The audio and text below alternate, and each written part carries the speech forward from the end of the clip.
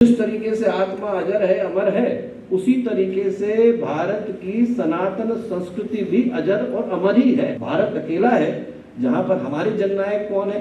दधीच जी हैं, जिनने अपनी अस्थियों का उत्सर्ग किया।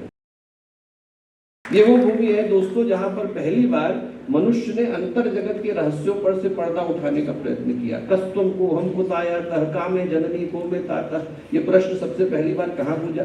तत्त्वमसि सोहम अयम ब्रह्मास्मि, ये चिंतन सबसे पहले कहां पर आया?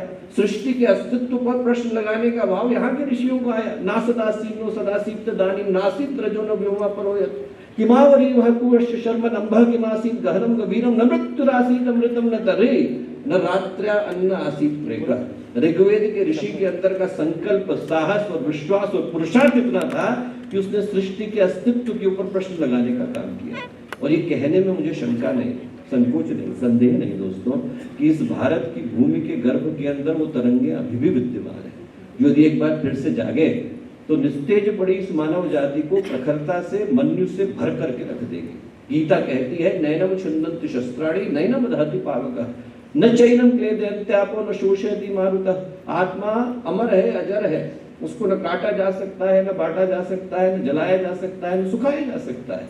और जिस तरीके से आत्मा अजर है, अमर है, उसी तरीके से भारत की सनातन संस्कृति भी अजर और अमर ही है। उसको न काटा जा सकता है, न बांटा जा सकता है, नष्ट कर पाना संभव नहीं। और उस पवित्र परंपरा के प्रतिनिधि के रूप में हम लोग यहाँ आकर के बैठे। ये एक व्यक्ति के कारण नहीं है दोस्तों, हजारों महापुरुषों के कारण। हम लोग जरा सोच करके देखें कि कितनी गहन और महान और कितनी पवित्र परंपरा के ऊपर आरूढ़ हो पाने का सौभाग्य हम लोगों को मिला है। और इस भारत की भूमि से एक बड़ी गंभीर आवाज निकल करके आई।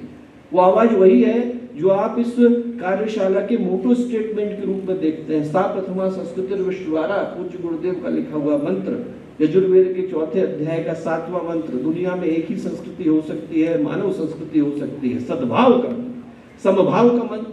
वो मंत्र भारत की भूमि से गूंजा।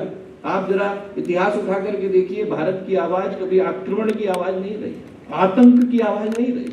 भारत की जो संस्कार के भाव से देखा कि युग बदल गए हैं पर उनके प्रति का भाव नहीं बदला है। आज भी रामलीला का मंचन रावण के विरोध के लिए होता है। आप सोचिए, इतना समय गुजर गया और आप इस इतिहास को दूसरे देशों के इतिहास के परिप्रेक्ष्य में उठा करके देखेंगे तो आप पाएंगे कि सामान्य घटना नहीं। हमारे यहाँ पर जैसे ही कोई व्यक्ति मानवता के सिंहासन से च्युत हुआ, लोगों ने उसको अपने दिल से निकाल करके फेंक दिया। और आप बाकी देशों का इतिहास उठा करके देखिए, वहां के जननायक वो हैं जिनको बाकी के देश उनकी बर्बरता के लिए याद करते हैं। भारत अकेला है जहां पर हमारे जननायक कौन है? दधीच जी हैं, जिनने अपनी अस्थियों का उत्सर्ग किया। आरुणि हैं, जिनने अपने शरीर का बलिदान किया। आपकी इस पर क्या राय है, हमें कमेंट कर जरूर बताएं।